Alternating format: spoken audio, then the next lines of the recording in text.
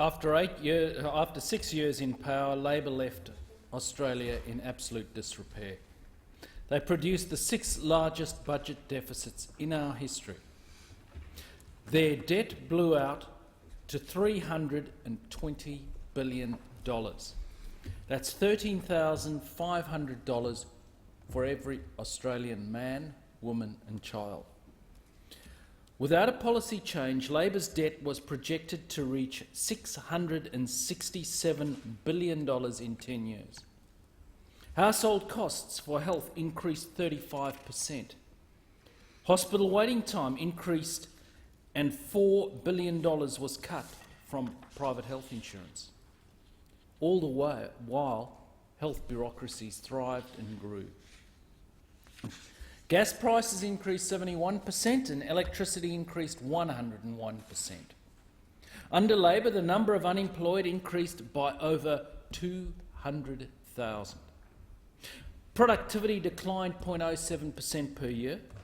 The number of working days lost to strikes doubled, and business red tape increased. Crucial road infrastructure was announced, but then cancelled, delayed, or left unfunded. The defence budget fell to the lowest level as a percentage of GDP since 1938. Labor also imposed the world's biggest carbon tax, a $9 billion per year hit to the economy, costing the average Australian household around $550 annually. Over 50,000 illegal boat arrivals came in, more than 800 boats, causing a cost blowout of more than $11 billion. Labor left government with a legacy of disorder and disarray. Since the coalition came to power, we've worked hard to fix the problems we've inherited from Labor. The coalition government believes in being agile and nimble. This is clearly evident in the work that we have done and the achievements we've made since entering government. We abolished the carbon tax, removing $9 billion annually. We're repairing the budget, returning it to a sustainable position. We're helping small businesses, fixing the NBN, tackling union corruption and investing in new infrastructure. We're stopping the boats. In fact, we've stopped the boats.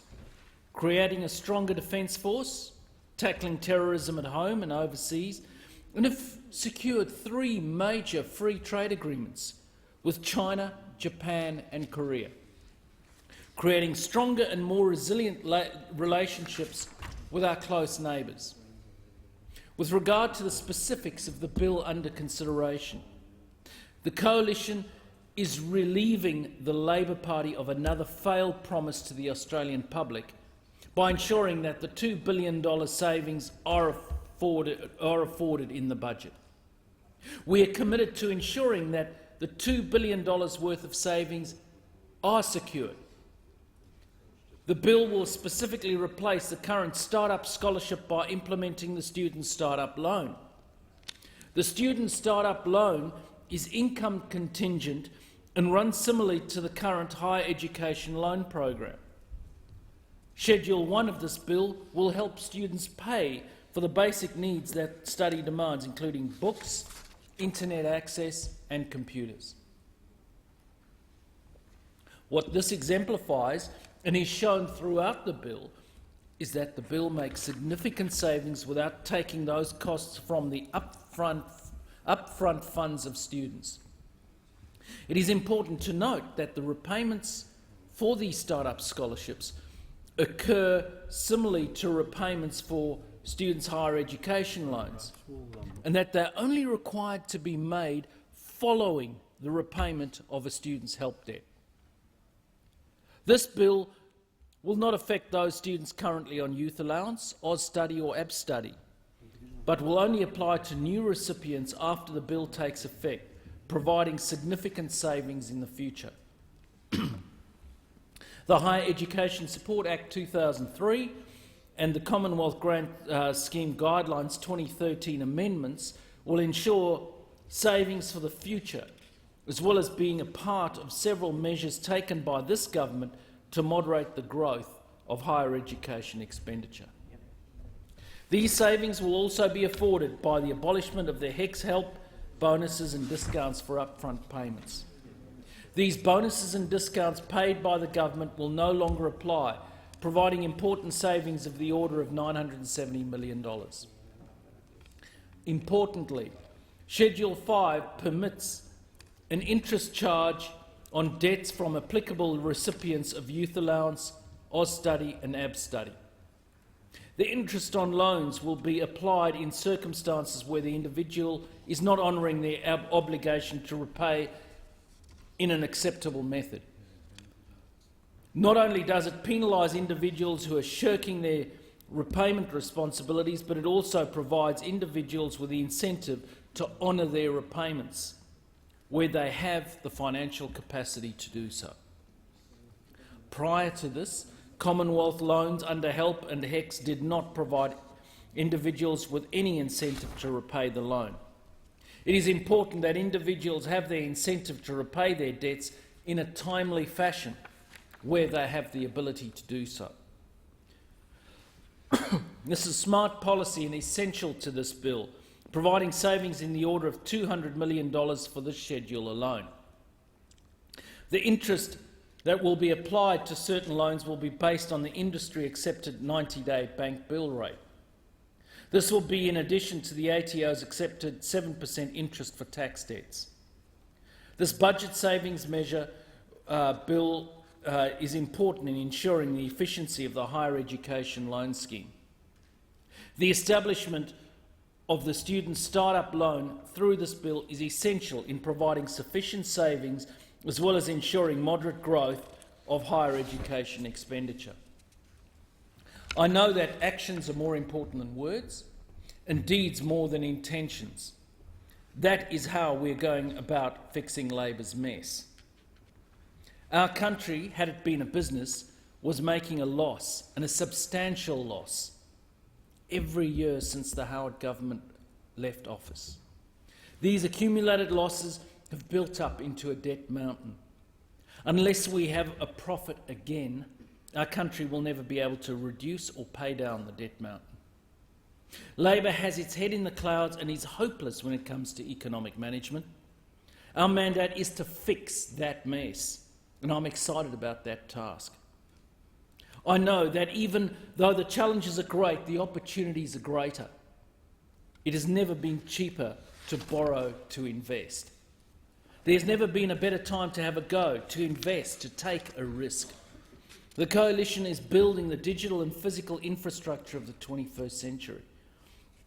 In my electorate of Tangney, the Perth Freight Link is a hugely important project that will not only make money for the federal and state governments, but significantly, this community-required road will reduce air and noise pollution, decrease average journey times and reduce fatalities on Leach Highway by taking large vehicles off Leach Highway altogether.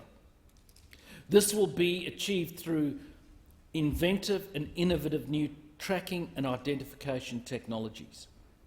We need our fellow countrymen and women to be excited about the potential of Australia, as excited as those early settlers and as excited as the men who dreamed up the Snowy Hydro scheme.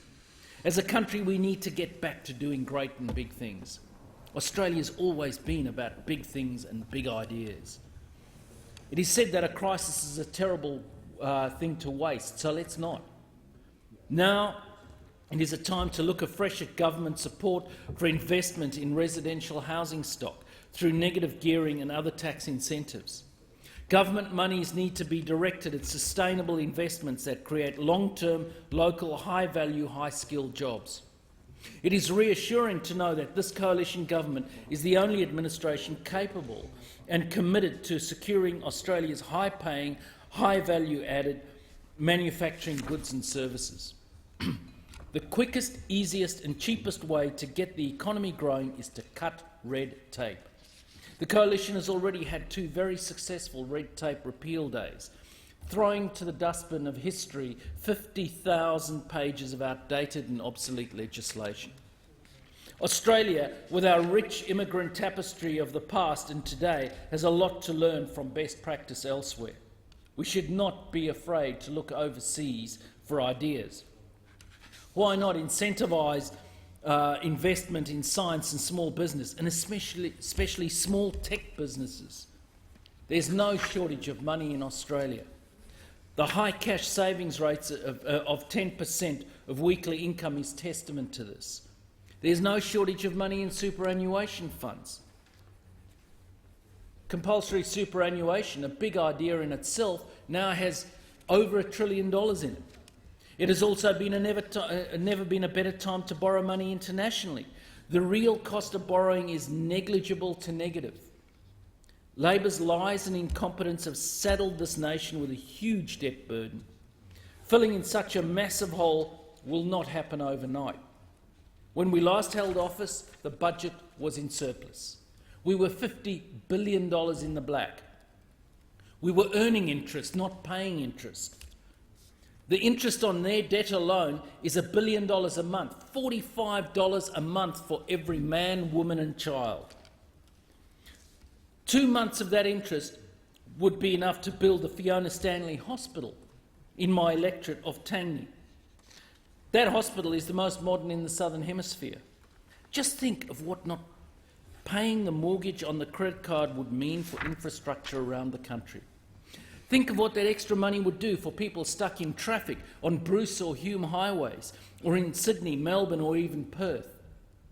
In short, responsible budgeting means living within our means.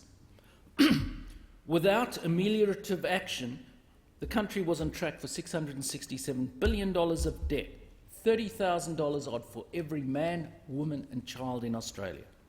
One of Labor's biggest policies has been our biggest successes, or Labor's biggest policy failures has been one of our biggest successes, that's border control.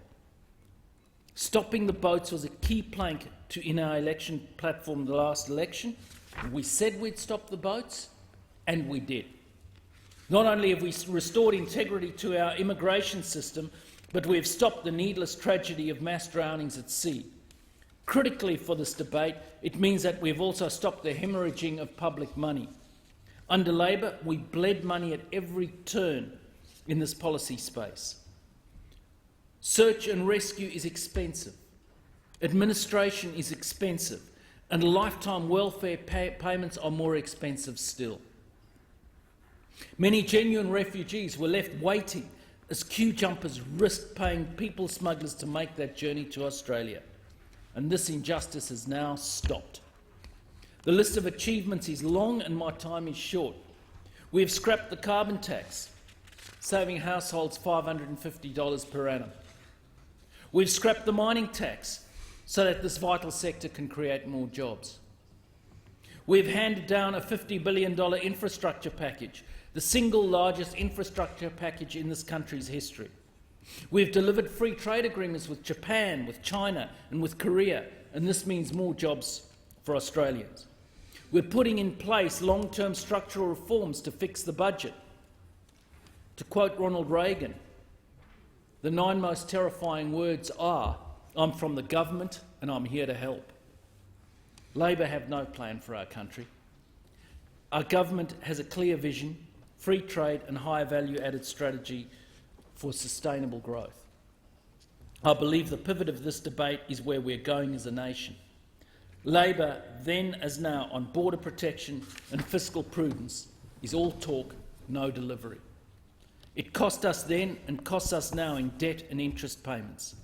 In the final analysis, our place in the world and our quality of life needs to be earned every day. Thank the member for taking the question. Is it